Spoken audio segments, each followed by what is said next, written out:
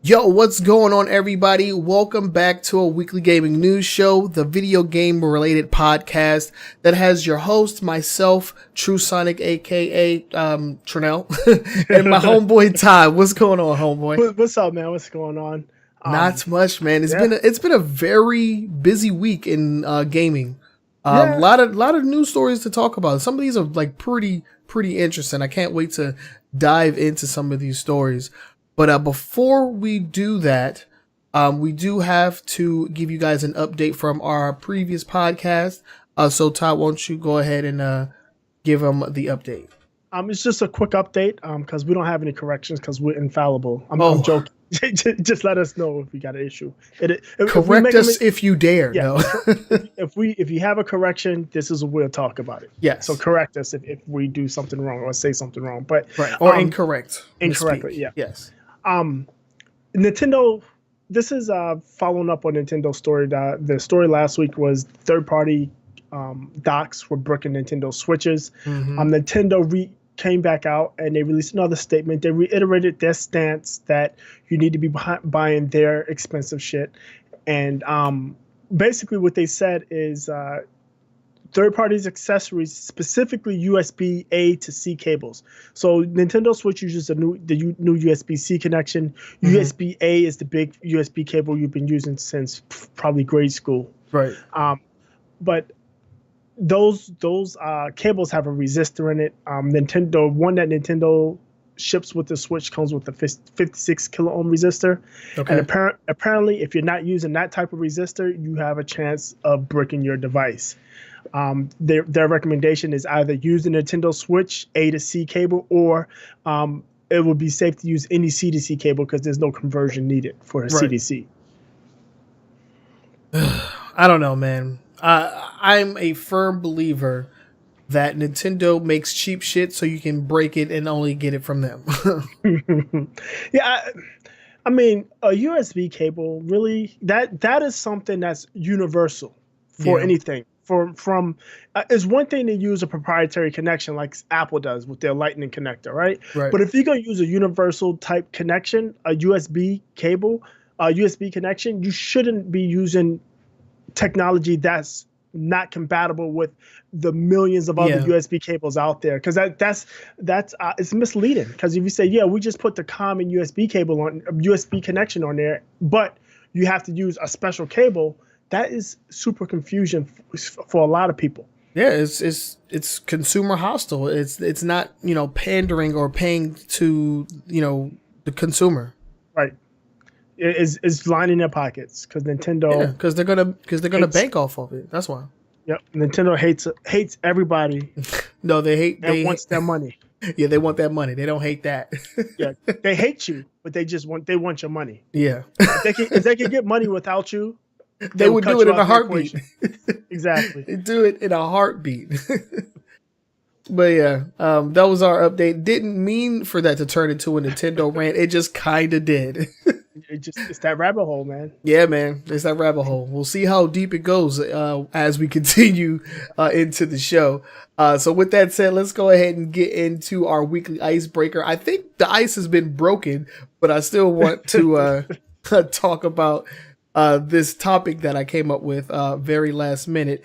And that is Far Cry 5. I am having a freaking blast with Far Cry 5, man. Yeah, what about you?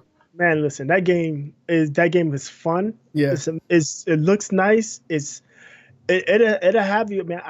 I was supposed to get off. I think I was playing Friday night, maybe Saturday. I was like, I'm gonna get off, but I'm gonna fish for a little bit. Hour and a half later, I'm still fishing. Yeah, because you're grinding out the fish and getting all the money and stuff. Yeah. So I mean, it's a lot to do in the game, and I like that you can you can speed through it if you want, or you can take your time and explore and do the side missions. Mm-hmm. The only issue, we know this is the forced story missions at whatever points, but the craziest event in Far Cry. I'm trying to think one that I was involved in. Oh, I'll tell you one. Okay. So I was playing solo, and you get your NPCs with you. I was driving in a pickup truck, mm-hmm. and one of the gas tankers was coming up, and though they're the supply trucks, you're supposed to blow them up. Okay. So she sees it and she starts shooting the damn thing, and it tries to run away and pulls up next to our truck, and she blows it up and herself up. Oh my god! Well. I just see her body go flying past the front of the truck. Yeah, into the road. It's awesome.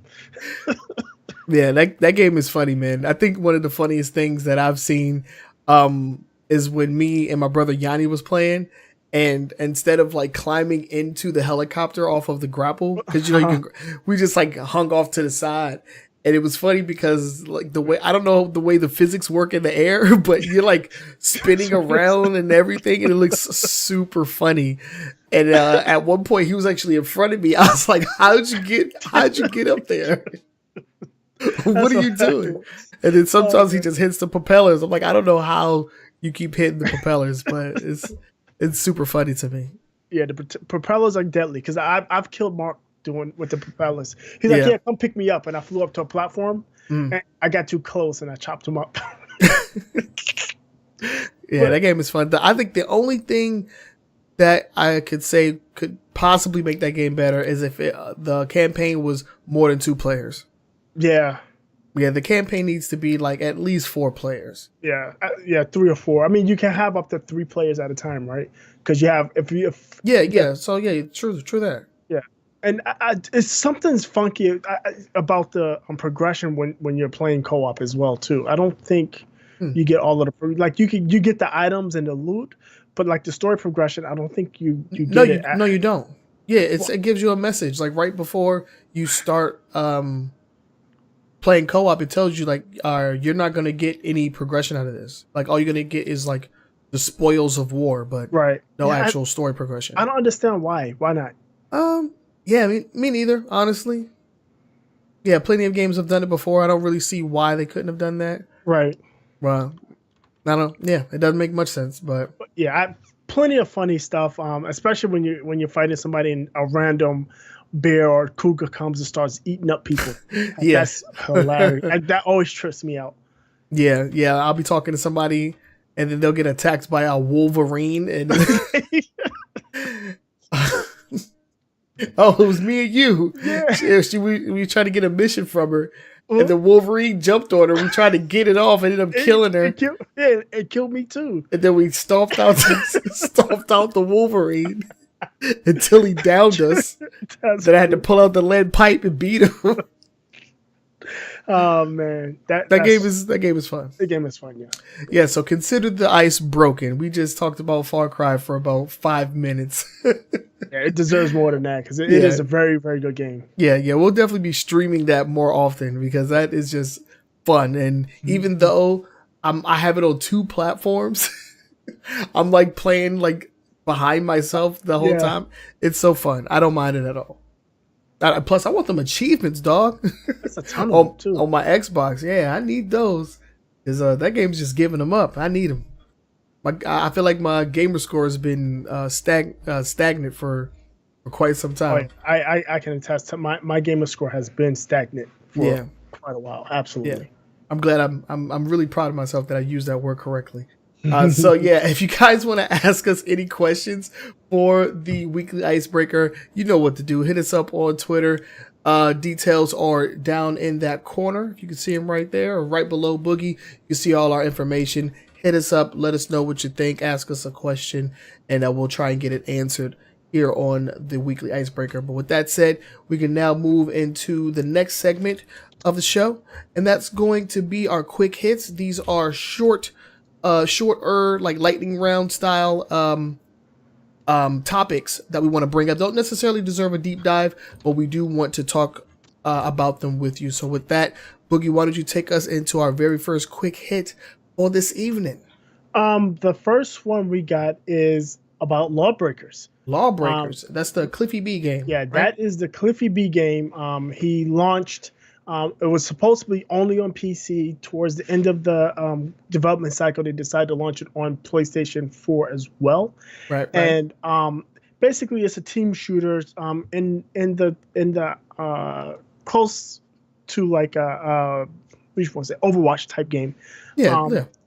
And its gimmick or its feature that differentiated itself is that it played with gravity. Right. There were portions of the world that you played where there was no gravity, so you'll float.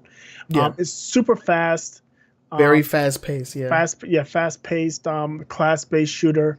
But it just didn't do well. I mean, some of the numbers you saw, like you would go on Steam and saw concurrent players was like 6 people playing the game. Oh, that is oof. And apparently by August there was like I think the game came out in August, or it maybe end of July, and by the end of August there was only a few hundred people concurrently playing the game. That's wild. So it just didn't resonate. It didn't do well.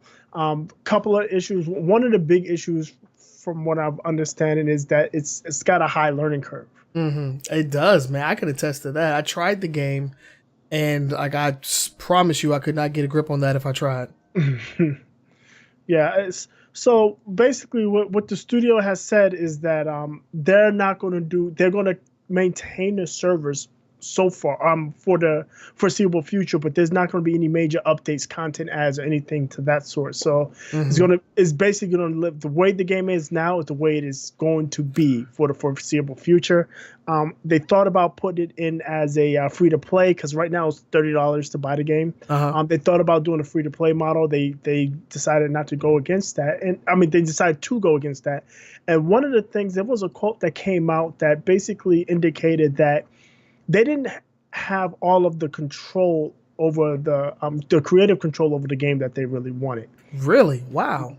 And it doesn't specify who, but is rumored or the finger is pointing at the publisher. The publisher didn't let them do what they really wanted to do with the game. So, yeah, because I don't know.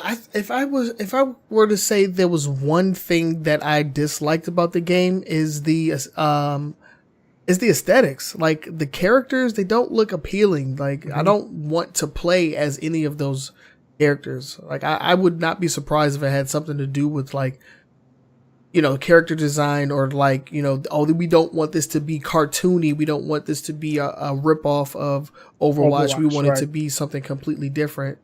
So I don't know. Maybe that could have played a part. Yeah, for whatever it is, they missed the mark. And Cliffy B is still with the studio. The studio is what is the name of this? Boss Key Productions. Yeah. Cliffy B is still there, but they're moving on to another project that they're going to work on. And that's where the quote came from. They're going to work on a project that they have more control over. Is what the quote, I think, it says something to that effect. So Lawbreakers is on life support. Yeah, it's just sitting there. It's very, very beep. Beep. That was a good one. Yeah. Boogie, everybody. Boogie. Catch us next week for his next stand-up show. No, I'm just kidding. No, that was a really good joke. Let's go ahead and move on. We got 2 more quick hits for you. Take us to the next one. This one is a Hitman story. Remember we talked about IO Interactive and Square Enix basically kicking them off their publishing roles last summer. And they vowed to continue to work on Hitman, which they have been actually. And Hitman is actually not a bad game. It just didn't resonate. But they have signed a publishing deal with Warner Brothers Interactive Entertainment, to release a Hitman Definitive Edition. Did they give I don't think they gave a date yet. It's supposed to be this summer, I believe. Okay. But what it is, it's going to be the 20th edition.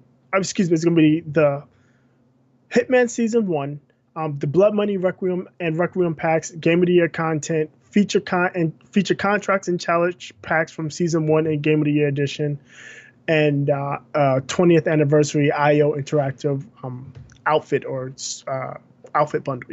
Yeah. So that's coming up, and they said they're working on the follow-up to this game, and it sounded like that. It sounded as if Warner Brothers will be publishing that as well. Hey man, more power to them. I wasn't sure that going like completely independent was going to be IO Interactive's best bet.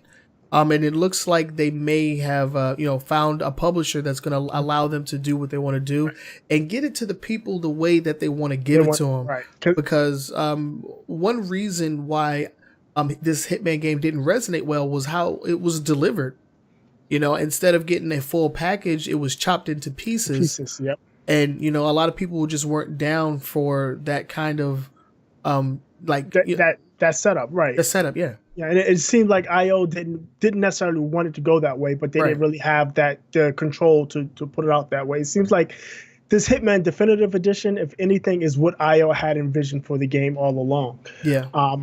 And it's good that they found a publisher. They found a publisher willing to work with them while they're able to maintain their independence. That way, they maintain their control over their product or over their IP. Yeah. Yep.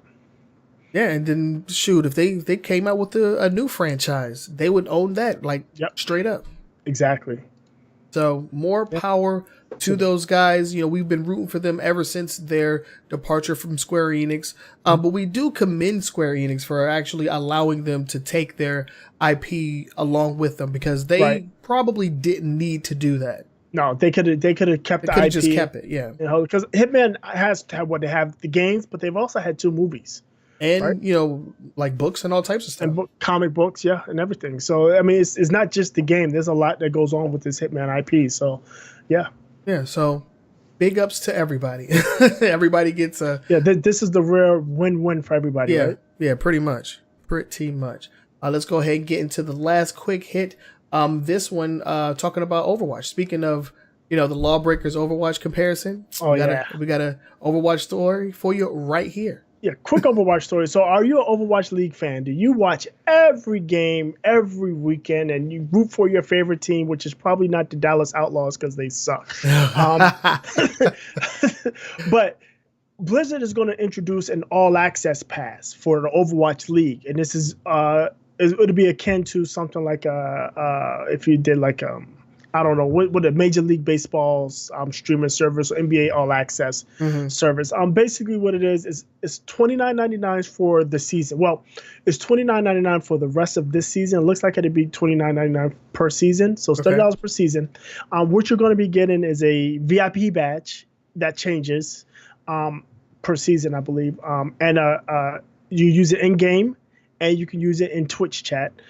You also get behind-the-scenes experiences, so you can get like behind-the-scenes pep talks, locker room stuff, real-time stats, and alternate camera angles. Yeah, it's the multiple perspectives. That's the crazy part. That's the big one, and the POV view from your favorite player. So you can pick your favorite player and see what they're seeing.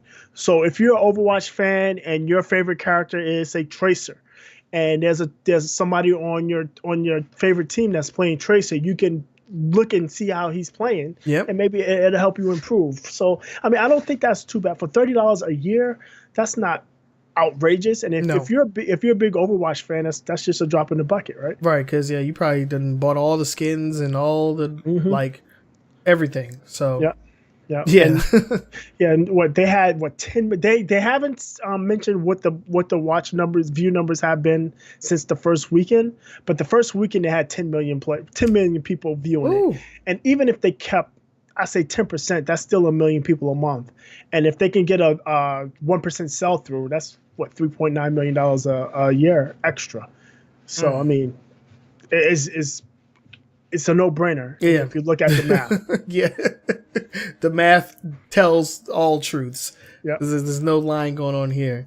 But and you know what? I actually checked out a couple of matches, and by gosh, man, that shit was entertaining as hell. Oh yeah, now the announcers are really good. Yeah, the announcers are really good. They keep you involved. I've watched. I don't know. I've been watching it pretty regularly. Okay.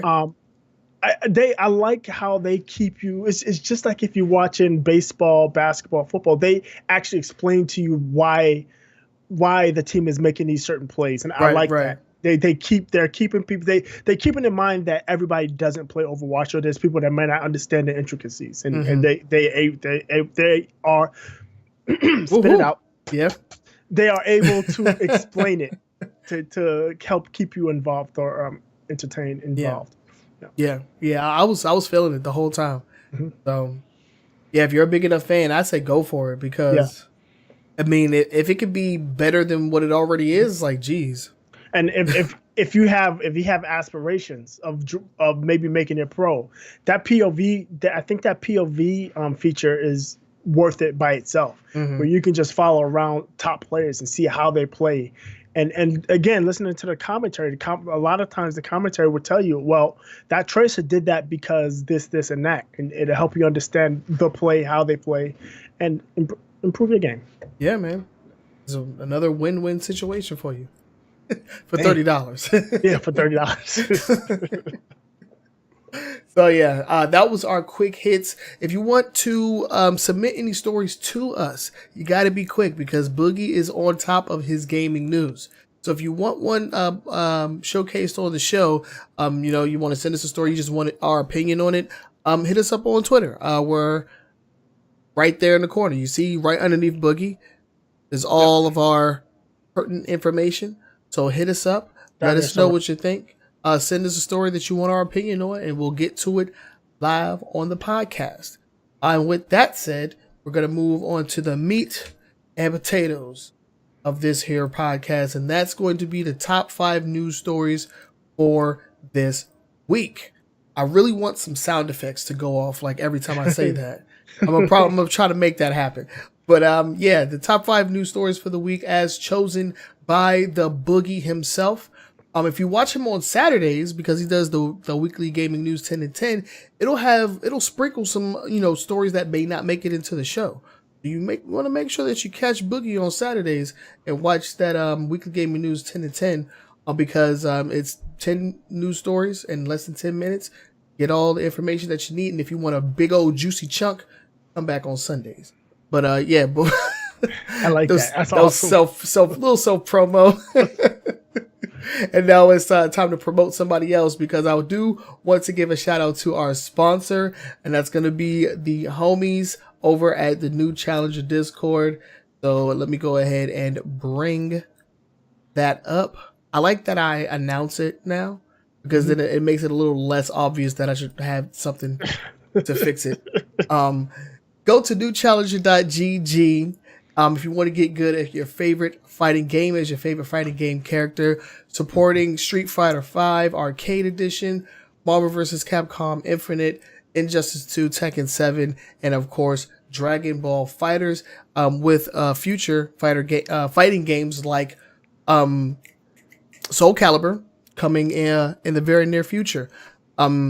It's a vast community filled with a lot of awesome people that will show you the ropes and get that solid foundation built so that you can compete with the best of them. So again, that is newchallenger.gg. Hit them up on Twitter as well. They are at New Challenger TV, because they do have stuff that they post there. So you want to make sure you hit them up. Big shout out to Mr. Vinegar, who is the founder of the Discord channel. And as always, a huge shout out to our homeboy Mount Lover, who is a commentator coach and does the Dragon Ball FighterZ tournaments every week. It's going to be delayed. It was delayed this past Sunday, but it's going live again this Sunday. It's going to be the finale. You definitely want to check that. We're going to have a couple of heavy hitters going head to head, so that's going to be something you want to check out.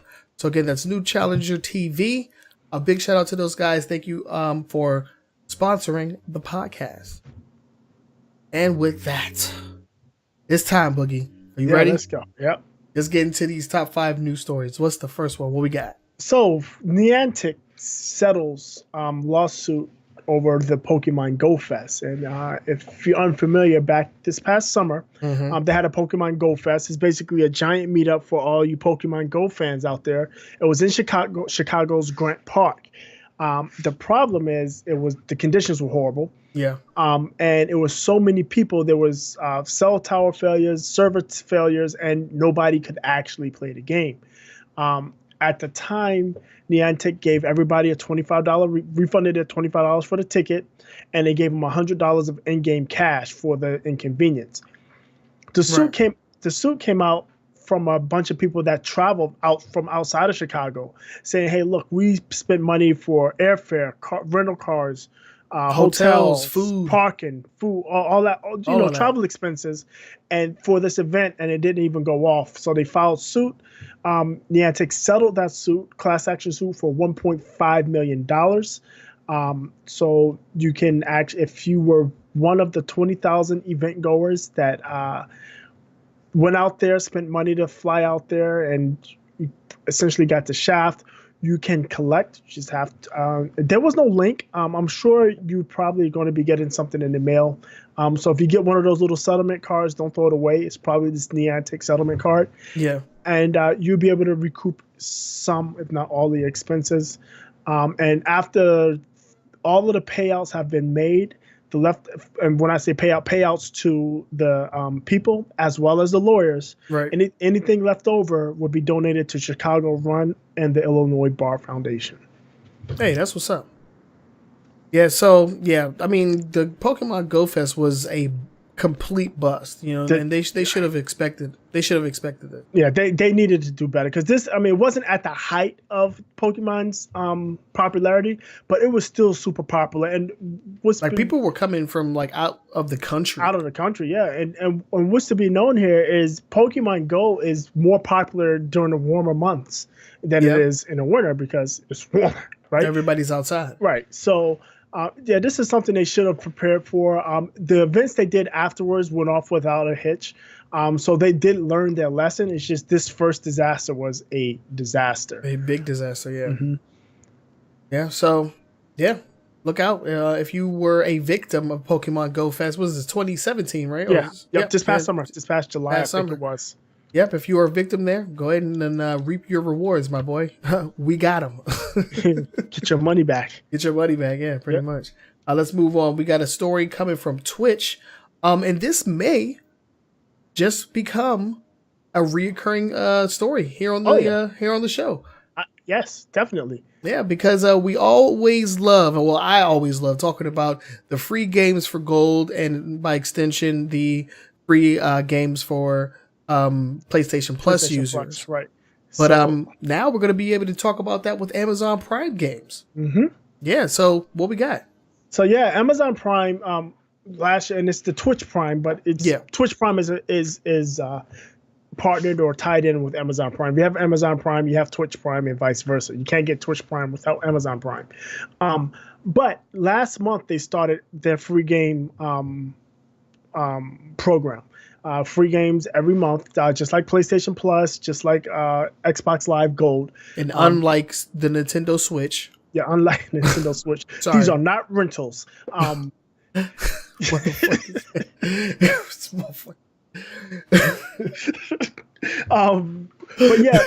so last month when they did announce it, they did announce what's coming in March and what's coming in April. So this is basically a reiteration. You get SteamWorld Dig 2, Kingsway, Tales from the Borderlands, Dub Wars, Tokyo 42. And if you have to play any of these, I definitely recommend SteamWorld Dig and Tales from the Borderlands. But from my understanding, I haven't played any of the other three. These two I have. Tokyo 42, that jump's looking tight, man. Is it? Yeah. It's looking real good. I went ahead and downloaded that one. I'm gonna have to try that one out.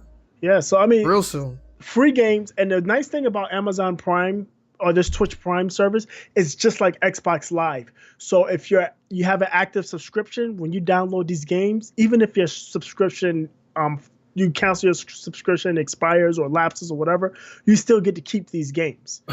They're just yours. Mm-hmm. Yours and the awesome thing is that you don't even have to install it onto your hard drive. All you have to do is just add it to your library. Yeah, add it to your library, exactly. Add it to your library, it's yours. And it's there forever. Yep. Well, there as long as the servers are active. Well, yeah. Yeah, because when the world collapses, then we're going to have bigger things to worry about than your free games for April. Yeah, you're not lying there, that's for sure. So as long as society, holds on tight, I think we'll be good to go. So let's go ahead and move on to the next story. And this is actually one that I'm really excited about because now we're going to talk about good old Spider-Man. Oh my God. Spider-Man we got some news out of the homeboys over at Insomniac Games. We got a release date. Yeah, we got a release date, September 7th. Yes, September 7th. Yeah, September 7th. And we also got a look at some of the bonus content that you can get for either like for pre-orders. For pre-orders, yeah. Yeah, and some of the different versions of the game that you can get. Man, I'm excited. I'm really excited. I'm definitely excited. I've already pre-ordered. I already You're quicker than me. Yeah, because this was a system seller for me. Remember we talked about it when they announced this at E3. I remember. I didn't have a PlayStation 4 when they announced this. I said I'm definitely. They announced this and they announced Horizon Zero Dawn, and I had been planning to get it because I had one prior and I had gotten rid of it, and I had been planning to get it again. But once I saw these two games, I was like, oh yeah, no, it's a no-brainer. I'm getting me another PlayStation 4. So this is part of the reason why I have a PlayStation 4 right now. And it's definitely a game I'm going to get. I've been wanting to get, and I'm excited to get it. And they got some cool tie-ins. Let's let you talk about what they're giving away here. Yeah. Well, you get some of the different costumes. I don't have a graphic up to see exactly what you get, but there's one that you actually get like a pretty decent sized statue. Yeah, they give, so the first one you're getting 3 costumes, right? They showed off the three bonus costumes. Yep, they showed off the Spider-Punk one, and they have 2 other ones that they're going to show later. One in July. Yeah. Then and they offer, and what do they have? They have 3 editions. They have the regular edition, $60. They have the deluxe digital edition, which is $90, $89.99. It comes with the game. There's DLC expansion. There's 3 chapters to it. It's called what is it called, Trenell? It's called the City Spider-Man, the City That Never Sleeps. Okay. It's 3 new chapters. That's $80, and it also includes some digital deluxe and what do you want to call a DLC type content, some extra content in the form of outfits and such. And then there's the collector's edition, which this is the physical edition. You get everything from the digital deluxe edition. You get a steelbook case, and you get a Spider-Man statue. Now, this one is also shrouded in mystery because when they show the picture of the statue, it's Spider-Man on top of a box that's cloaked. And they said they're going to reveal the rest of the statue later on as well. So it could be standing on top of anything. I don't know. Yeah, he's standing on top of something. You get a mini art book, a custom steel book, and the pre-order, and then all the pre-order content from the other one. And you also get a pen. When you pre-order the digital deluxe version, you pre-order it, they're going to mail you a Spider-Man pen. So I mean, it's a lot of goodies coming in. Like I said, a lot of goodies. I pre-ordered the digital deluxe edition. I don't know, the collector's edition for $150. I see, the problem I have with that is I don't do physical copies of the game. Yeah. So I don't want it. I don't want the physical. If I can get the collector's edition without the copy of the game, I might look into that. But outside of that, I'm not interested. Yeah. Yeah, because the goodies are nice, and I've been leaning on digital very heavily recently, but I would not be opposed to getting the physical copy. It would mean that I'll probably play the game a day later than everybody else. Oh yeah. Unless I go Amazon. To GameStop, huh? Amazon, they have that joint. They have that on your doorstep at 9 in the morning. Amazon Prime. Pre-orders. I get them pretty early, like 8 in the morning, 8, 9, something like that. Yeah, you're right. The pre-orders usually get there pretty quick. Yeah. But yeah, I won't be playing it at midnight though. That's the thing. Everybody's gonna be like, "Oh, I'm playing it right now," and I'm gonna be waiting until the morning. Yeah, it'll be like Christmas. Can't go to sleep. Yeah, I remember those days. Yeah, for sure. Yeah, but definitely, I'm excited about this. It looks good. I'm glad to see. I saw some more. And they're going to reveal some more gameplay. I'm guessing they'll have some at E3, but they mentioned more videos of the game. But I'm glad to see that some of the stuff they've showed in that quick trailer was not QuickTime events. Yeah, because everything they have been showing up to now everything's been QuickTime events, and I like QuickTime events. I don't want my whole game to be a QuickTime event. Yeah. That's one of the things I remember you were talking about, that you was like, so many QuickTime events. I was like, I feel like this was going to be good though. It seems really interesting. Now I'm just glad it didn't freaking just like phase out and then we get an announcement that it's like not happening or something. Right. Yeah, because I mean everybody thought Scalebound was going to launch, man. That show was on blast off, and it just. Yeah, Microsoft better come hard in June. I'm just saying. Yeah, they got some splaining to do in E3, man. I think a Scalebound announcement would be pretty crazy. Yeah, that I doubt that. That one I'm going to put at a 0%. 0%. Would be nice, but it would be. It'd be so nice. Yeah. But yeah. Let's go ahead and move on to the next story. And we're talking about Ubisoft. Ubisoft is back in the news, fresh off of their non-acquisition or non-getting acquired. Yeah. Kicking Vivendi to the curb. Yeah, pretty much. So let's go ahead and get into that. Yeah, so Ubisoft is opening a new studio in Winnipeg, Canada. Winnipeg, Manitoba. Where's that? Manitoba, I think it is. Wherever. It's in Canada. Winnipeg. Yeah. The Winnipeg Jets. That was their hockey team. I don't really think they're there anymore. They might have moved. But they're opening a new studio up in Winnipeg. They're saying that they're going to invest up to $35 million over the next 5 years to create up to 100 new jobs. The studio is not a game studio. They're not going to be producing games, but what they will be doing is producing software or engines to generate or make robust open world. Yeah. So it's going to be basically that it's going to be an engine studio. They're going to build an engine to framework to base all of their open world games on. I think this is beyond good and evil. I think this is what we're looking at right here. You think? I don't. I think it's less than that. I think it's more that because one of the quotes they said was, "The worlds are huge, but people want them bigger and they want them more interactive." Yeah. So I think what they're going to be building is they're building a new engine. Like think of Unreal Engine. And it's going to be for all, and it might have something to do with good and evil. I think not, because I think Beyond the Good and Evil is close to being done. Really? Yeah, I can imagine that this year they announced that it's probably going to be released by, what's this, 18? It might be released late next year, early 2020. Oh wow, you got a lot of faith. I'm pretty sure they haven't started yet. You think? I think they I don't know. I think they have something. It's further along than, I mean, because if it's going to be from this studio, because right now this is basically an R&D studio. Well, I'm not saying that the game would come from this studio, but I'm saying that the technology that they're going to be researching will be used in Beyond Good and Evil. Yeah, I understand. Yeah, but I think this is still an R&D stage. This is going to take them a couple of years just to get started. Engine. Yeah. True that. Yeah, so...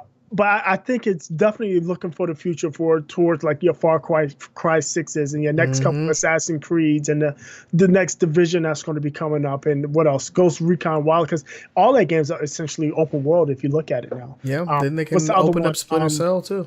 The other one I love, Watch Dogs. Oh yeah, it's another open world game. So it makes sense. A lot of their games are open world, and a lot of them are, especially Watch Dogs. Watch Dogs actually was a pretty robust open world.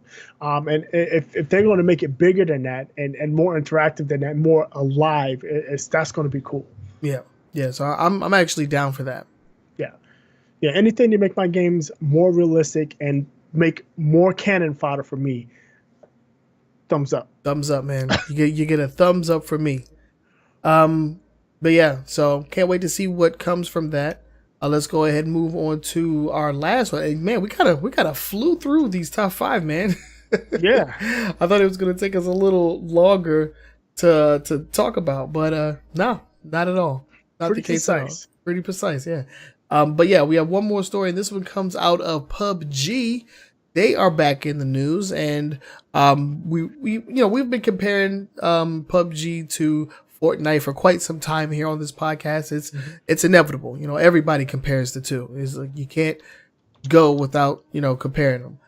But there was a time where PUBG had actually said that they were thinking about taking legal action based on what Epic Games did, which was essentially just like rip off their game type or whatever. The mode, the Battle Royale mode. Yeah. And then nothing ever came of that. And to be fair, the CEO of one of the, I think it was the CEO of PUBG, the PUBG Corporation. Or whatever.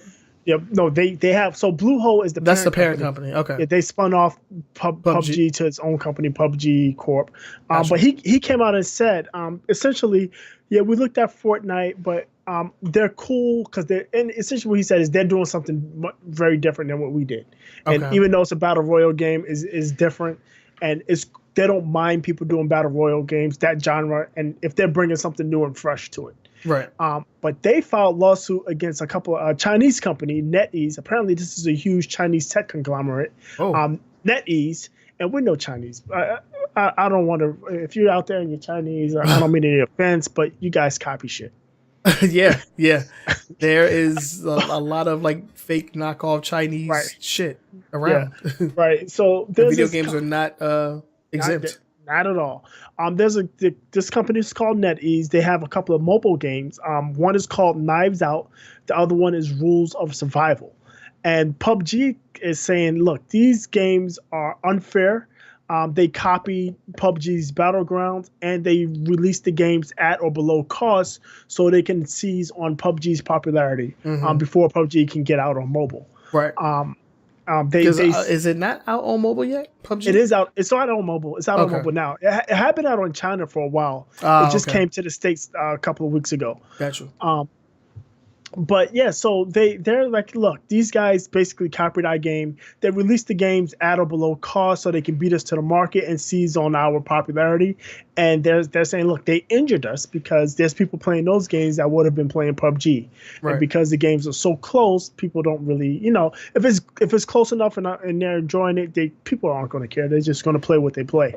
Right. So that's where they're coming from on this, and like I said it before, the CEO says, hey, look, we know Battle Royale, there's going to be tons and tons of these, and we're especially okay with that. On mobile. Yeah, and he's like, we're okay with that if they're bringing something different, but essentially these guys copied us. Yeah, and there's actually some, I have them up on my screen here. There's some like side-by-side comparison pictures that were, posted. And come on, man, you see the resemblance. Yeah, it's like a carbon copy, and that's not unusual, right? We've seen the stories. We've seen Iron Man and Iron Boy, right? Yeah, we've seen the Hulk and the Hulk. We've seen them. So Superman and Super Dan. Yeah, exactly. We've seen them. So we've seen those things that's come out of China, and that's damning in itself because they're known. I mean, we've seen that with the iPhone and the My Phone, and you see all that stuff. You got the Galaxy 8 and the Universe 8. Yeah. Oh my God, Universe 8. Hell yeah, man. Yeah, so it's been known, and not all Chinese people, not all Chinese companies do this, but there's enough of them that do it that causes a problem. Yeah, and when you're attacking an IP as popular as PUBG, you're bound to draw attention. And on top of that, PUBG in China is actually being underwritten by Tencent, which is a huge Chinese gaming conglomerate. Right, we talked about that last week, I believe. Yeah, the week before. Yeah, because they invested in Ubisoft as well. Yeah. Right. So they're huge Chinese. So they have a horse in this race, right? So it's basically like Tencent going after this company, or although PUBG is going after them, they essentially going to have the backing of Tencent. And we all know most Chinese companies are backed by the government, which is hilariously funny that these two companies are going to be going after each other. But yeah, doesn't make a lot of sense, but okay. it is what it is. But yeah, like you said, when you look at some of the side-by-side comparisons, it's undeniable that these are essentially carbon copies. Yeah, they didn't even try. No. But that was our top 5 news stories, man, for this week. Let us know what you guys think of all the stories that we've talked about, whether it's this one, whether it's the first one, anyone in between. Let us know your thoughts. Hit us up on Twitter. All the information is right there in the corner. I'm going to keep on harping on it. I'm going to keep on doing it. You can also leave us comments in the comments section below if you're watching this on YouTube. Wherever it is that you are consuming this media, let us know what you think. And with that, let's go ahead and move into the next segment. And this week in Loot Boxes, brought to you by who? Brought to you by WB Games? Yeah, WB Interactive Entertainment. WB Interactive Entertainment. We were just talking about... Yeah, that is my fault. We were just talking about old WB, the old dancing frog himself. What's that character's name? The Looney Tune? Yeah, I don't know if he had a name. I just know he used to be just the dance frog with the top hat. Yeah, fucking dancing frog. But yeah, they're in Loot Box news this week. Yeah, because as you know, or you may not, Shadow of War has reversed its This I guess policy and this is took out all the loot boxes. Yeah, this is good loot box news. How often do you say that? Good loot box news. Yeah. So if you were angry at the fact that the loot box system pretty much destroyed everything that made the combat system in the first game awesome, which was like the revenge, the nemesis system, nemesis system, like rejoice! It's here, it's back, it's in full effect. Right? They're basically stripping out the loot boxes, the pay for loot boxes. Specifically, they're removing the war chests. Well, let me take that back. War chests aren't going to be removed from the game, but you're not going to be able to get orc followers from war chests or money, and you won't be able to buy real world, like you can buy gold, so you can buy more loot boxes. You won't be able to buy gold anymore using real world money. And if you banked if you've converted a bunch of real world money to in-game currency, you have until July 17th to use it up. In July, the update's going to go out, and it's going to take out all of those type of microtransactions. Now, there's going to be some type of microtransaction in there. They haven't elaborated, but it's not going to be nowhere near the extent of damage and extent to the game it was. Yeah, I mean, but you say it was damaged. But like honestly, how much money did you think they made off of those things, man? Yo, they made a ton of money off of it, but their reputation was damaged. And I can tell you what, they lost at least one sale because of it. Because they lost one here too. Yeah, so 2 sales. Because I was going to buy this game, I was all in for this game until I started reading and seeing the people. And this was out when the beta release. Yeah. How bad the loot box system was and how much progression dependent. Yeah, how much progression depended on a crazy grind or spending random money. luck. Yeah, right. It's the same type of thing that the EA did with Battlefront 2. And good for them that they've actually finally figured it out. It could have been much sooner. Yeah, or not at all. It didn't need to take them basically, which is going to be 9 months to get it out because the game came out in like October, right? Yeah, something like that. I think it's been out for like 6-7 months. Yeah. So I mean, good that they're taking it out. I'm happy to see it taken out. So this is going to be a $40 or $30 purchase for me after July, because I do want to play this game because I like Lord of the Rings. Actually, Yanni brought this over for me to play.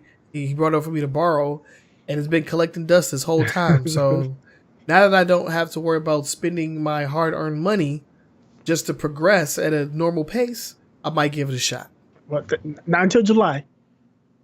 Not until July. Yeah, that's when the update's going out. Sometimes they haven't mentioned when in July, but it's going out in July. The update that's going to remove the microtransactions or the current microtransaction system. Okay.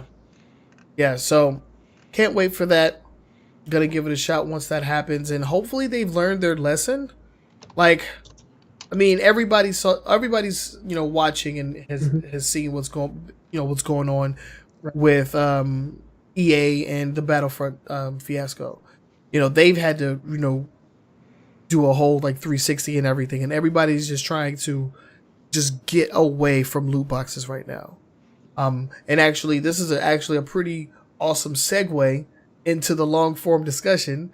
So let's go ahead and just do it. Like, are we now at the turning point? Or is the tide turning on microtransactions and loot boxes? Let's jump into that because this is actually a really interesting conversation, and it's very relevant to what's going on right now. Yeah, it is. So I'm going to say that yes, this is a tide being turned on the loot box craze, because that's exactly what it is. It's been more of a craze. It's been more of a thing that's happened in the last 2 or 3 years than something that they've been scheming on since yesteryear. Right. Everybody just tried to jump on that bandwagon.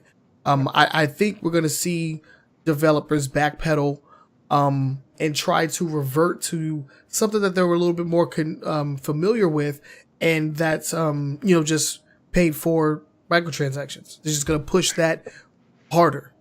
Right. So I'm still a little bit skeptical. Just because, one, like I said, why did it take so long? If they really wanted to do, if this was real, I would love to have been a fly on the wall, in the room during this decision being made, because I question why 9 months later, after the game's, well, it's gonna be 9 months later after the game's been out, they decided to take loot boxes out. I wouldn't be surprised if there was some kind of financial implication with them removing the loot boxes as far as cost of operations. Yeah. But with that said, I think this whole loot box thing that we got going on is losing a lot of steam for two reasons. One, a lot of the communities have revolted, and they revolted with their wallets. They didn't buy this game. They didn't buy Battlefront 2. Nope. They're not buying the games that are really abusive on it. The newest Need for Speed game. Need for Speed, yep. They're not buying the games. And on top of that, people that they don't want looking at it are looking at it. When we talk about it, we're talking about the government. The lawmakers are looking at this. We had the story a couple of weeks ago. Actually, was it last week or maybe the week before in Washington State, where they found that the mobile game was constituted gambling, and it used a very similar or a common loot box or microtransaction type feature that's in thousands upon thousands of mobile games, and there's probably some console and PC games that use that same type of microtransaction scheme or whatever. Yeah, scheme. So while yes, I'm happy to see them taking it out.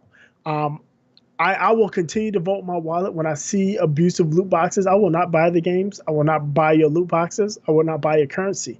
I don't have a problem with microtransactions where I can pick and choose what I'm buying. Right. So if it's a microtransaction, you're just selling skins, but I can go in and pick the specific skin I'm buying. I'm okay with that. Because I don't have to participate. It's just cosmetic. Right. And if I want to, I can. If I don't want to, I don't have to. If I don't ever get the skin, I don't care. It's not going to affect how I play the game. Right. Because when I'm paying $60, and I just talked about Spider-Man, $90 for a game, I don't want to have to spend $5 every couple of weeks so I can get some kind of progression. And I'm the type of player that is going to affect the most because I don't have a ton of time to sit and play. Right. So for me to progress in a game that's so heavily geared towards microtransactions and loot boxes, for me to progress in the game to a point where I'm going to be able to beat the biggest end boss or get to the in-game content, I'm going to wind up having to pay, and I don't want to, especially after I've spent $60 or $90 on your game. Right. So, instead of having you as a reoccurring player, you would actually just put the game down because there's no way that you're going to be able to progress. I'm just done with this. Or not buy it at all. Do without. Right. Yeah.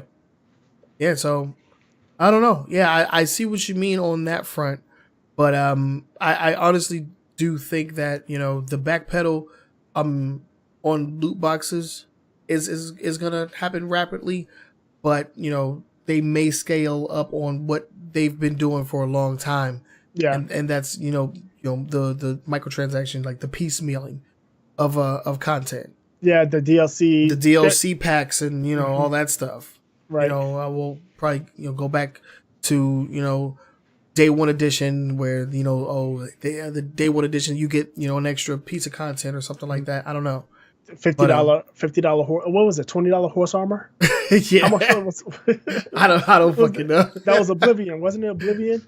Oh, what? I have no idea, man. I didn't even play that game. It was Oblivion. I'm pretty sure it was Oblivion. The Elder Scrolls. You buy a horse armor. I think it was $15 for this horse armor. God damn, fuck that, dude. It was so many. It was during the 360. It was so many Xbox 360 points. I think it would come up to $15 or something silly like that. But again, if people wanted that horse armor and they're willing to pay it, more power to them. At least they know what they're buying, right? As opposed to spending $30 on 15 loot boxes, you don't get anything you want out of there. No, get some purple shoes. That's it. Exactly. Fuck, I'm gonna do with these. Yeah, you get a bunch of gear for a character you haven't even created. Yeah. Yeah. So I don't know, man. Because EA fucked it up, man. EA will notoriously go down as the one that fucked up everybody's money. Yeah, they're that kid, man. They're that kid on the block. We all know that kid. Mess it up for everybody. Yeah. but Billy did it too. Wait, Billy did this? Come on, man. Come on. I'll see you after school. Yeah. Yeah. And, the laws are, the lawmakers, they're still, rallying this stuff up, so. And they're there's not no going to let it, once they get started, they're not going to let it go. The problem with lawmakers is they're notoriously slow. Yeah. So the thing you is, feel like it's going to blow over, but no, they're just getting started. Yeah, they're just getting started. It'll be 3 years later, and they'll have all these crazy laws. And there might not be any loot boxes out there anymore, but it'll prevent anybody from starting it up again. It's done enough to scare people, kind of scare these publishers quite a bit. Yeah. So I don't have a problem with that. I enjoy it. I like what I see there. Yeah, because fuck, dude, what happened to just making a game for people to have fun with? Jesus Christ, it's got to be about extra money. It's all about the money, because just selling the game doesn't make them enough money. They need to make more money. Fuck that. Yeah, that's why I've been playing single player games, man. The PvP stuff. Yeah, overrated. I don't get into that shit. The yearly freaking release of fucking Call of Duty. Man, forget that. You can keep that nonsense. That's $60 a year. I'm still waiting. I'm still waiting for the Madden subscription. Give me a Madden subscription. Yeah, man. Stop making me pay $60 a year. Just give me, let me buy the base game for $60. Maybe every 2 or 3 years you update the engine, and just charge me $50 to $20 a year to get my roster updates. That's all I want. Because every year when they release the game, you don't get anything. You get one new feature, maybe a new animation, and you pay $60 for that. Get the hell out of here. I got time for that. Yeah, exactly. But yeah, anything else on the main topic? No. Yeah. Like I said, I don't trust Warner Brothers. Really? No, I don't trust Warner Brothers at all. I think they had an ulterior motive, and I'm willing to bet money that this change in the loot box system had something to do with cost of operation more so than the backlash. Because again, if it had something to do with the backlash, they would have did it. At the beginning. Yeah, they would have did like EA did, right? EA stopped the loot boxes and made a change. They waited. It's going to be 9 months before they do anything to change it. So they're even going to still profit. Like, okay, you have until the 17th, and there's going to be people that's like, well, I want to progress. I don't care about loot boxes. I have a ton of money. Let me just buy a whole bunch more before they shut it down, so I can just get the stuff I want. So I don't trust what they're doing. But I do like that it's going out. And once they take the loot boxes out, I will give this game a try. Yeah. Yeah. Good old Shadow of War. Hopefully the next game in the series, if there is even a next game, follow suit and just produce the goods, man. Because it's people will buy your game if it's freaking good. Yeah, I mean, if you look at Monster Hunter, dude. Monster Hunter is just selling. It's so good. Horizon Zero Dawn, when they announced, again, like Horizon Zero Dawn, when they announced that they didn't have plans for DLC, people were like, what? I was genuinely confused. I literally went to the menu. It was why is there no season pass deal? Right. Where is it? Yeah, what? Yeah, if you make a game that's compelling, fun to play, not abusive of people's time in the grind, people play a game and they will come back, and if you give them add-ons, they'll buy the add-ons. Yep. But it's when you force people into these we lock people into these poor progression systems where it's essentially pay to play. That's where people get really upset, and deservedly so. Yeah. But yeah, that's our long form discussion. Let us know what you think on the topic. Do you agree with us? Do you disagree with us? We want to know your opinion. We're on Facebook, Twitter.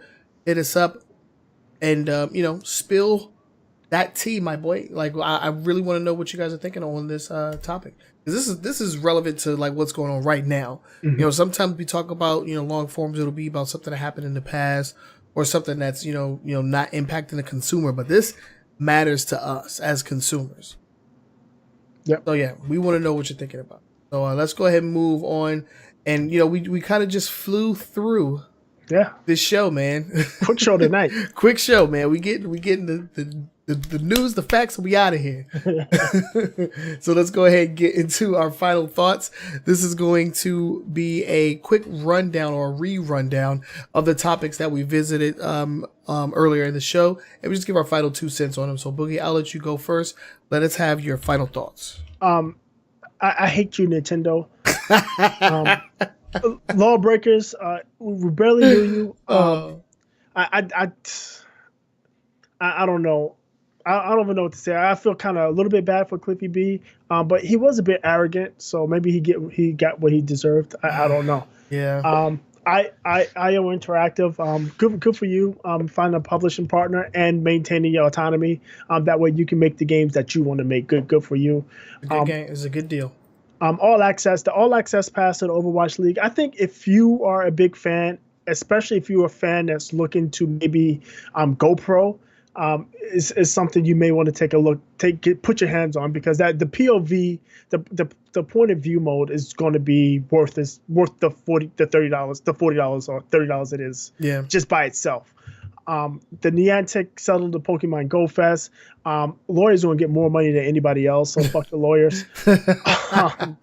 Amazon Prime's April free games, go get them. Many of these games are pretty good. Like I said, I only had experience with 2 of them. But what was the first one? Oh gosh, Kingsway. No, not Kingsway. I'm going to tell you because I'm going to do this. You bring it up. SteamWorld Dig. Yeah, SteamWorld Dig. What is that game about? It's like a Is it like a platform? It's a puzzler. Think like a Dig Dug type thing. Remember Dig Dug? Yeah, I remember Dig Dug. Yeah. So yeah, I mean, it's. I'm gonna have to check that out, man. People loved it. I played like that too. I played the first one for a little while. It was, where did I play it at? It was free from somewhere. It might have been on Steam. I don't remember. Okay. But I played it a while ago. It's pretty good. Then we got I forgot. Oh, the Insomniac. It's already pre-ordered. Ubisoft's new studio. It'd be interesting to see because, like I said, they built some vibrant worlds. Even the Far Cry 5 world is, it's not pretty. It's not majorly populated, but the people you run into there are super interesting. Yeah. And the stuff that you see. Every time I see a bear just jump out of the woods on somebody, it cracks me up. It's hilarious. The PUBG following suit against the Chinese company. I mean, Chinese knockoffs is just the way of the world. Yeah. I mean, go to the fashion district in New York. You know what I'm talking about. Oh.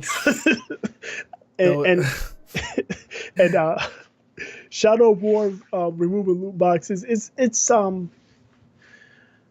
don't trust WB. I don't think they're doing this for the good of the people. Mm-hmm. But I do like that loot boxes in general are being walked back.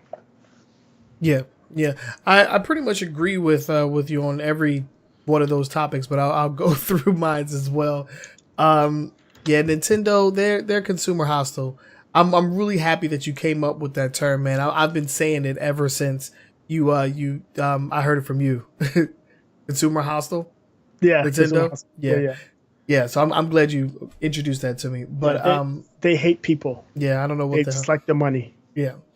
But yeah, Lawbreakers. And the thing is, it's not even a bad game, man. It just has a really high ceiling cap.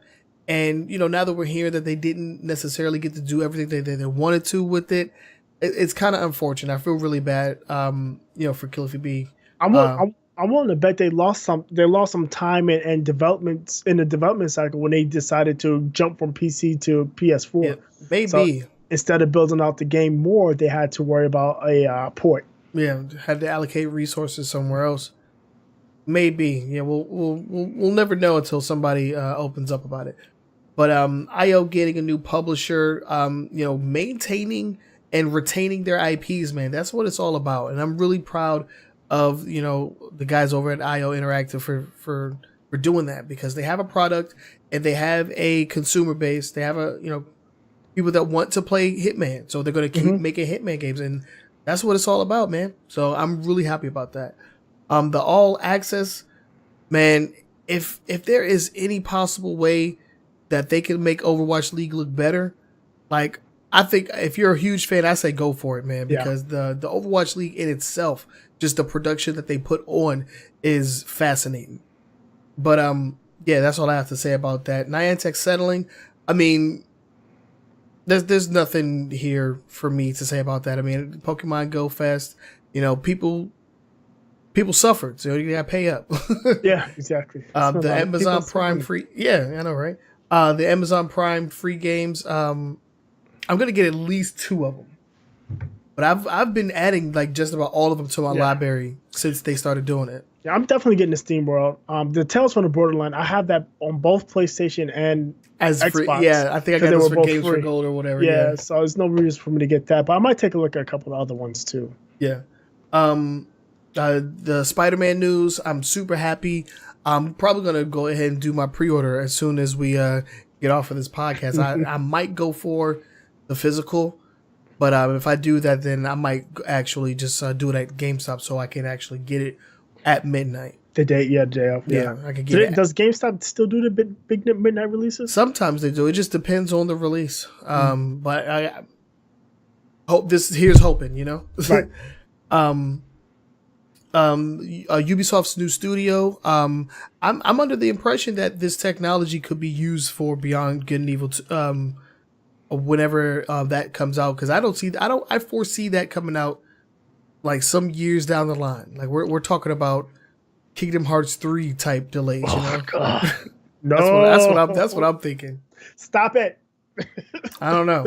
That's just me though. Like if that gets talked about at E3, I'm shocked. They're gonna have playable demos there. No, not playable demos. They're gonna have gameplay videos. Stop it. Oh my God, man. We're gonna have to watch some E3 together, man. We have to set some time apart.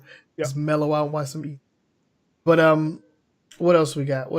Oh yeah. And PUBG followed suit. I mean, as soon as the technology was there for them to put that type of game on mobile, like everybody's going for it. That's just the mobile market, baby. Yeah, mobile is the wild west. Yeah, still. Just like when Flappy Bird got huge, man, it was a Flappy everything the day after, just about.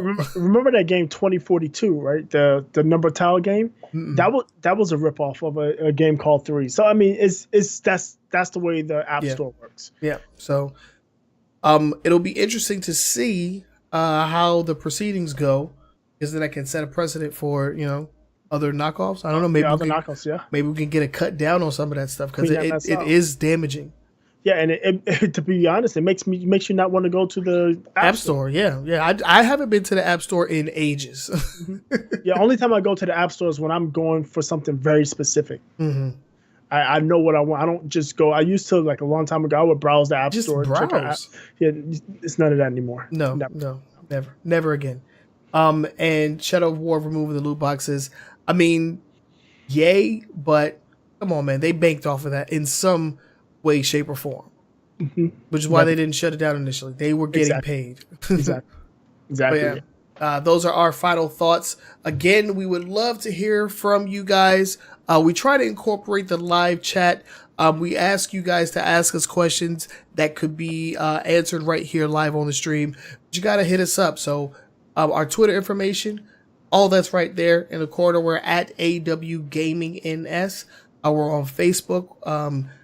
Hit us up, Weekly Gaming News Show, or just use the call letters in the search bar, AWGNS, and let us know what you think, man. We put on the show for you guys, because we would share our opinions with each other regardless. This is just something that we like to do, so we gave you our opinions, so we would like to hear yours. So let us know down in the comments section. We actually did get a pretty cool email. Yeah, we did. From a viewer. Jazz. Jazz, when we talked about Toys R Us and how they were closing down, we had got a pretty heartfelt email reply, and it was pretty awesome. So, if you guys want to send us emails, you could do that too. The information is on our Facebook page. But do you have our email? Can you get that? I do have it. Now, you want me to read it? I can read it here. Yeah. Let's go ahead and do it. So this is from Jazz. Wait, let me get the right email up. Okay, he says, "Hi, my first job was a Toys R Us in Birmingham, UK during the 80s. Was a great experience, especially at Christmas time. Met my wife there too. It closed a few years ago. I went with my wife to another store recently, and it was so sad. We were the only customers, and there was only one member of staff available. Toys were too expensive, and nothing had changed since I worked for them. Just didn't move with the times. Such a shame. Great show, guys. Regards, Jason. Yeah. Again, Jason, thank you for the email. We appreciate it. Yeah, we do. We really do. And I did reply to him, and yeah, I mean, what he's saying rings true, because the Toys R Us, and I've got a kid. I've got two kids. And my daughter wants to go to Toys R Us all the time. And I've taken her to Toys R Us, and most times the store is dirty, is in disarray. There's stuff just hanging all over the place. There's usually only one or two cashiers, one person at customer service desk. A lot of stuff is just not there, or it's just one or two items there. Yeah. It just wasn't the same. And what I wrote in that email, and I read a very good article. This was around the time they announced that bankruptcy. Like it was a CNN Money article. And what they were saying is that back in like 2005, Toys R Us was in trouble then. And 3 private equity firms took them private, and they took out $6 billion in loans to buy Toys R Us. And after they bought Toys R Us, they took $5.3 billion of that loan, that debt, and saddled it to Toys R Us. So Toys R Us had to make these multiple $100 million payments every year to pay back these loans. And that didn't allow them to invest in advancements in the store and in technology and stuff like that, which eventually led to their demise. Yeah, because I honestly haven't been to a Toys R Us in quite some time. Yeah, I don't go there. I mean, Amazon is cheaper. I get all the stuff. And again, when I went to Toys R Us, I mean, the last time we went there, my daughter wanted something specific, and they had a spot for it, and it just wasn't there. So I wound up ordering it we went to Target. Target didn't have it, so we just ordered it from Amazon. And I got it 2 days later, I think. So I mean, it's disappointing. I mean, I have a lot of memories in Toys R Us. Yeah. I remember when I was in grade school, I was living in New York. There was a Toys Toys R Us in New York is baller. Yeah, no, I didn't go to that big one. Oh, okay. I got bused to a magnet school. So, I got a bus pass. I take the city bus, and on my way home on the bus, there was a Toys R Us. And every now and then, I just jump off the bus and I'll just walk around the Toys R Us, looking at all the G.I. Joes and the Transformers, and imagine if I had these toys, and, that type of thing. And it was a big part of my childhood, especially in New York, and it sucks. Yeah, it's gonna be a shame that generations will grow up not being actual Toys R Us kids. Right. Yeah. But so send us an email. Let us know what you guys think. We enjoy getting feedback from you, and we'll feature you on the show. If that's something that you would like for us to do, it's definitely within our power. So again, all the information is down there in the corner or underneath Boogie. Hit us up, let us know. And for the ones that listen to us or take us on the go, we definitely want to give a special shout out to you guys. Not everybody has the time to, sit down and watch a podcast. And there's some moments where we're not actually even showing anything. So, right. Listening to us is probably one of the coolest ways, especially with all the advancement in like technology, that you can enjoy a podcast. So, Boogie, in case they don't know where they can listen to us, let them know. Okay, so we are in the general podcast directory. So whatever you use to listen to your podcast, be it a podcasting app or just a podcaster app, or the podcast app from Apple, or whatever, I use Overcast, a Caster, or whatever else you might use. Just search us using a Weekly Gaming News Show or AWGNS. We're also directly in Google Play, directly in Apple's iTunes listen, so you can search us there, a Weekly Gaming News Show, AWGNS. You can rate us, leave comments and feedback. And also, if you do have a smart speaker, if you have an Amazon Echo, or you have Google Home, or you have Apple's HomePod, you can listen to us just by shouting out your wake-up word and listen to a Weekly Gaming News Show, and it will play the latest episode for you. And that also includes the Weekly Gaming News 10 and 10. Those go live there as well, so you can check those out as well. And speaking of the 10 and 10, I mentioned it earlier. Those go live every Saturday at noon.